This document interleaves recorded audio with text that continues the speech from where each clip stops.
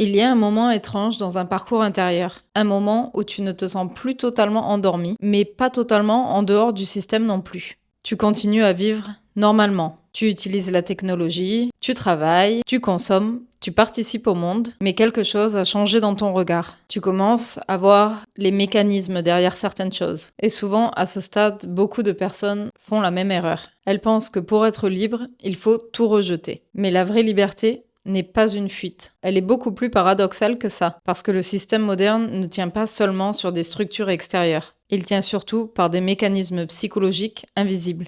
Et comprendre ces mécanismes ne sert pas à avoir peur, mais à retrouver sa souveraineté intérieure.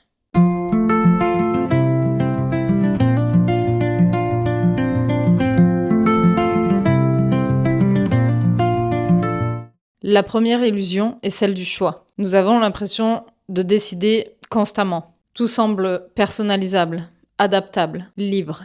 Pourtant, la plupart des choix proposés restent à l'intérieur du même cadre. On nous demande comment mieux réussir, comment optimiser notre vie, comment être plus efficace. Mais on nous demande rarement si ce rythme correspond à notre nature. Et le paradoxe, c'est que la liberté ne consiste pas à refuser tous les choix. Elle consiste à apprendre à choisir différemment, consommer différemment, travailler différemment, vivre plus intentionnellement. Pas sortir du jeu complètement, mais arrêter de jouer en mode automatique. Puis, il y a l'illusion de l'urgence permanente. Tout semble important, immédiat, pressant. Le monde moderne maintient une sensation constante d'accélération. Et un esprit accéléré devient un esprit réactif. Or, retrouver sa souveraineté commence souvent par quelque chose de très simple. Ralentir légèrement. Pas disparaître, pas se couper du monde, mais refuser intérieurement l'urgence permanente.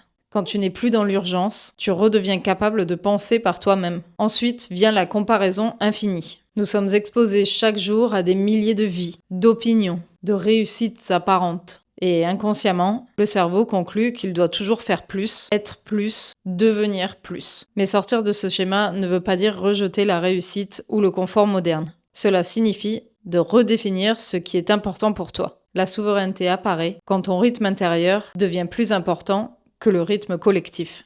Une autre illusion concerne l'identité. On nous pousse à définir qui nous sommes de manière fixe. Nos opinions, notre image, notre rôle. Mais plus l'identité devient rigide, plus elle devient fragile. La véritable liberté est paradoxale. Tu peux être rebelle sans être en guerre, lucide sans devenir cynique, moderne sans être dépendante. Tu peux aimer le confort sans pour autant perdre ton autonomie intérieure.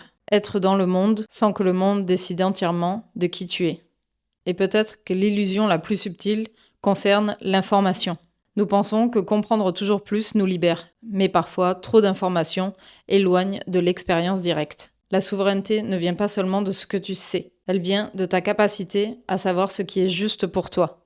Penser par soi-même devient alors moins une accumulation de vérité qu'un retour à une forme de calme intérieur. Et c'est là que quelque chose de très intéressant se produit. Quand tu commences réellement à sortir de ce schéma de peur, certains signes apparaissent. Tu ressens moins le besoin de convaincre. Tu réagis moins immédiatement aux informations. Tu choisis davantage ce qui entre dans ton esprit. Tu consommes avec plus de conscience. Tu ressens moins d'urgence à suivre le mouvement général. Et surtout, tu n'as plus besoin de rejeter le monde pour te sentir libre. Tu comprends que ta véritable souveraineté ne vient pas de l'extérieur. Elle ressemble plutôt à un état intérieur stable et serein. Le monde continue et continuera d'aller vite. Mais toi, tu n'es plus obligé d'aller à la même vitesse. Et peut-être que le véritable réveil ressemble à ça.